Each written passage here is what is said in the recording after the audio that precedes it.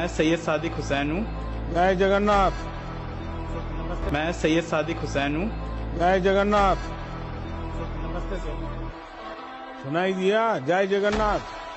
सुनाई दिया? जय जगन्नाथ। Yes sir. हाँ। जय जगन्नाथ सर।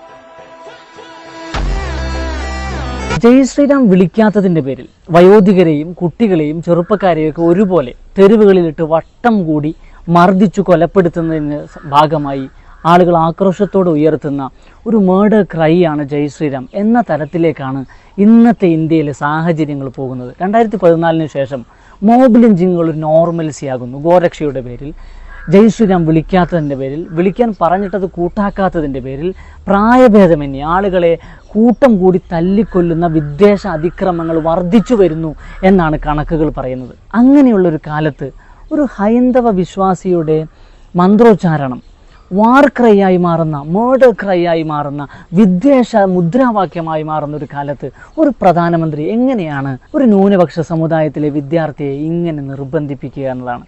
ആ വിദ്യാർത്ഥിയെ തൻ്റെ പേര് പറഞ്ഞ് പരിചയപ്പെടുത്തുമ്പോൾ ജയ് ജഗന്നാഥ് എന്നാണ് പ്രധാനമന്ത്രി പറയുന്നത്.